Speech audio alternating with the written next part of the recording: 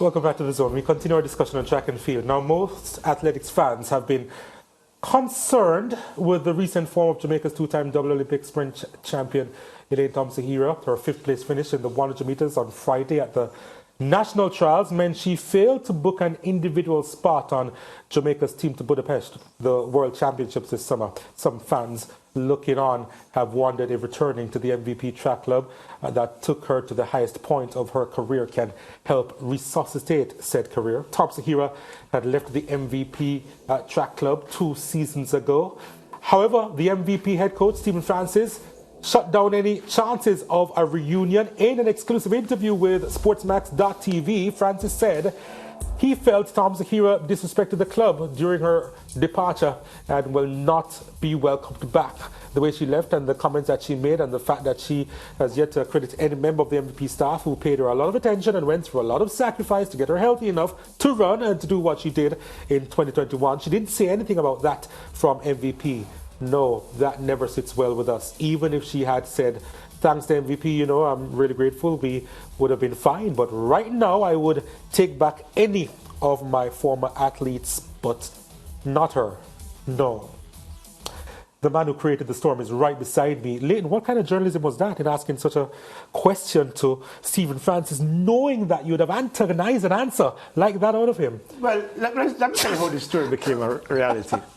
When I got to the stadium on Thursday, yes, before I even sat down, 4 people asked me, what is wrong with Elaine? When is she going to start running fast again? Why doesn't she go back to MVP? Between that point and when I sat down, and by the time the meet concluded on Thursday night, at least 10 other people asked me the very same question. Friday, I got back into the stadium, and then I was bombarded with the question that no less than about 24 people asked me that question in the space of 24 hours. So I said, you know what? When I got to the stadium on Saturday, I said, let me go across and talk to Stephen Francis and find out if there is a possibility that if she should even consider it, would it be possible? So I went and asked him, and that's what he said. Then I wrote the story on Sunday morning, after, because it was a long day, and of course lots of things happening at the stadium. And I put the story up on the website, and before I knew it, people were calling me from all over the world and responding to me on social media, and created a firestorm over something that Stephen Francis said. I'm just a messenger. And as I said to one particular individual on the weekend, what if he had said yes? Would it be a negative story? Nobody hates Elaine Thompson-Herah. I was simply responding to public inquiries. And that was the answer that he gave me. And then I just reported that as he said. Right, and Leighton, I think that is a question that has been on many people's minds. Stephen Francis is a straight-talking man. He doesn't need to put water in his mouth, as we say in the Caribbean, to say how he feels. And I think that has been a question that needed to be answered. However, I would like you to analyze, and just because you were the person asking him the question, the answer. He said, you know, the problem that he had is one, the way that it appears as if she wasn't really grateful for what MVP Track Club had done for her and the manner in which she left MVP. What did you make of that? Yeah, look, I've heard a couple of interviews that Elaine did prior to her departure. And in some of them, she expressed her gratitude to MVP Track Club for taking her to the level where she got to. But I think overall, I think the impression that Stephen Francis got was that she was denigrating a club that took her to the very pinnacle of the sport. And I'm sure that there are other things on an acrimonious level that we are not aware of that may have triggered that response from him. Whatever it was, that was his genuine answer, and you know, it is what it is. I mean, it's unfortunate that a lot of people have reacted the way they have reacted to the story, but the reality is that he said what he said, and as you said, Maria, he doesn't mince words. He says exactly what, and he has never not been that way. That's exactly who he is. So I don't see where, you know, he was breaking character in responding to the question. Yeah, and with him saying that now, or the follow-up question that I have for you is what happens to Elaine? Is her poor performances as a result of coaching? Do you think it's that alone? And the question after that is, what are her options? You know, where does she go if coaching is the problem? Well, here's how I'm going to respond to that. Elaine has had a long history of injury problems. When she was at MVP, she had injuries as well. The thing is that I'm not sure, and I can't speak with any kind of conviction on this because I don't know, because you don't get information from them at all, is that the management of injuries is critical to how an athlete progresses in their career. Because every single athlete gets injuries, whether it's small minor injuries, niggling injuries, or major injuries. It's how you manage those injuries. And when she came out after that, she ran at JC and ran 11:23 and said that she's been injured all season to the point where she thought about quitting, would indicate to a degree that her injury situation was not being managed properly. That's what the impression that you get, an impression a lot of people have got, that those injuries were situations that were not being managed properly. As it relates to coaching, I can't say, because what we can say is that she hasn't run anything close to what she ran in 2021, which is 4 times under 10.7, including a 10.54. Her best time last year was 10.79, and of course this year 11.06. So we can only speak to the things that we can see, and based on the things that we have seen, it hasn't worked so far. Yeah, Leighton, she opted not to go in the 200 meters after her disappointing 5th place finish in the 100. Do you think that was the right choice for her? Yeah, I think if you run 3 rounds of 100 and your best time is 11.06, the 200 is twice as long. Clearly, her base is not where it's supposed to be, so her speed endurance is not where it's supposed to be.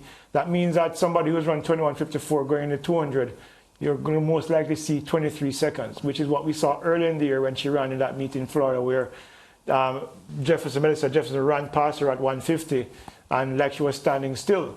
And the 400 that she ran at the stadium, where she ran 60.88, in 2 previous years, her best times on the 400 was 56.7 and I think 56.4. So she was 4 seconds slower, suggesting that her speed endurance base, that work that you did, over distance work that you do in the course of the season, was not there. And because of the injury that she suffered in the preseason, she wasn't able to get that work done. So to be able to take on the 2 rounds of the 200 was going to be a bridge too for her to take on. Should she accept to be a part of the relay pool, you think?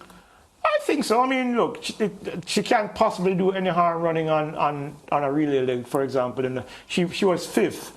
So chances are she's going to be on a reserve on the relay team. Or asked to be. Or asked to be, yeah. Well, you know, she's going to go, I mean, might as well. I mean, if she accepts the invitation, because I don't know whether or not she's going to want to feel like she's a third wheel as opposed to being a primary sprinter like she has been in the past few years.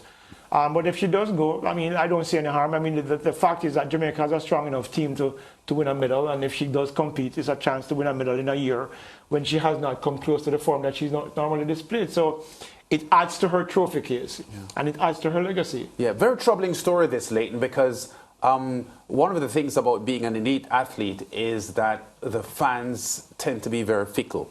You know, for the past 2 Olympic Games, she has been a global hero, a star that the Jamaicans have embraced tightly because of her colossal success in the 100 and 200 in Rio and repeating in Tokyo.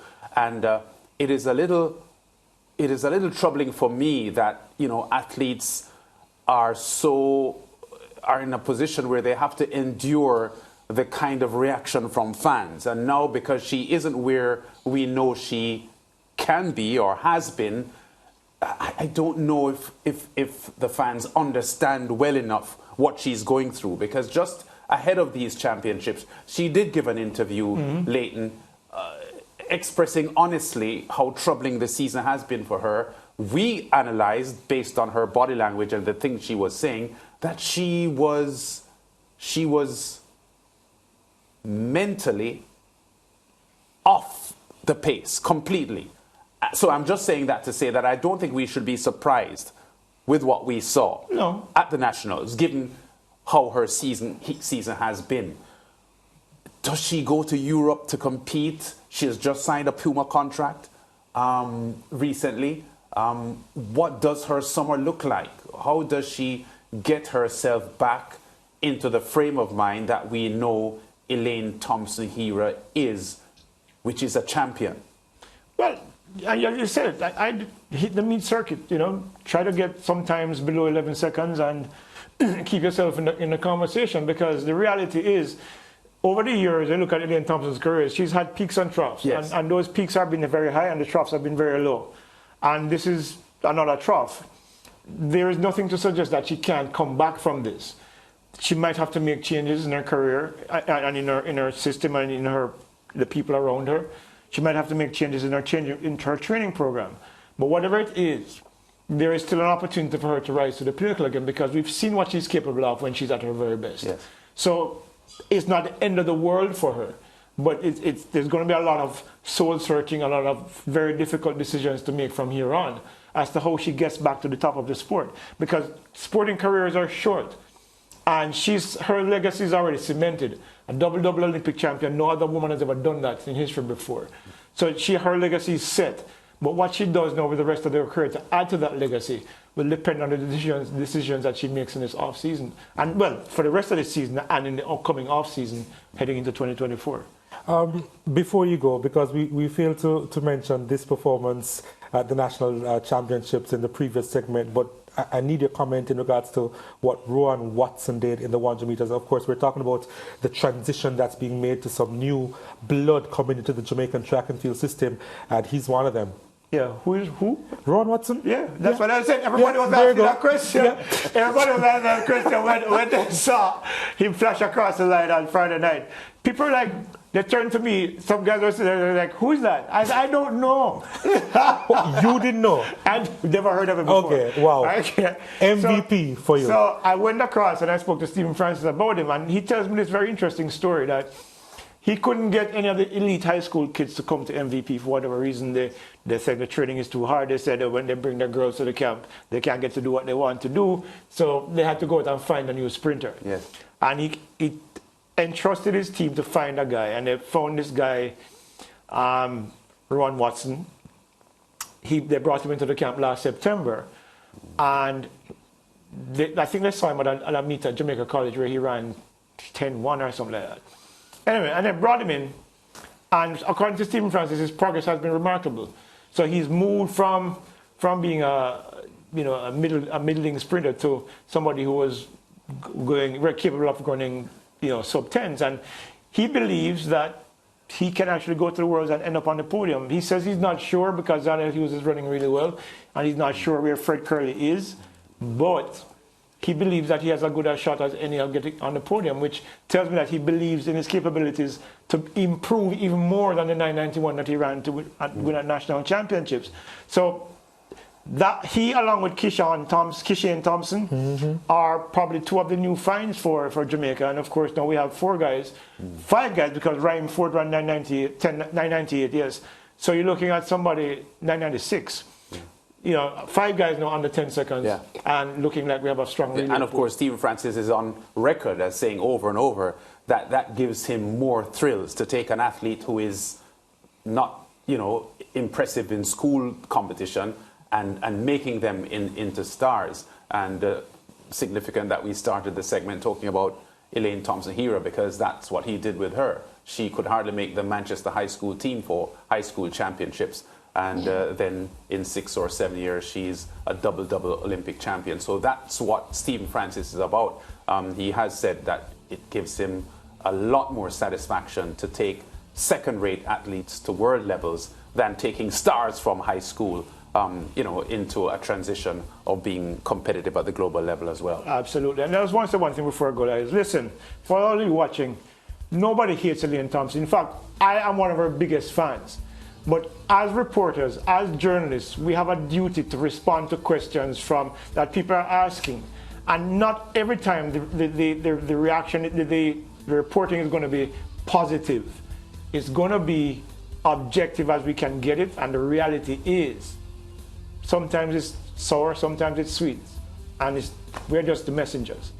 Yeah, and what a message you sent over the last couple of days, Leighton. Thank you very much for going viral again. We take a short break. When we return, we talk about Gold Cup football and the fact that Jamaica, they've made it to another semi-final. Stay with us.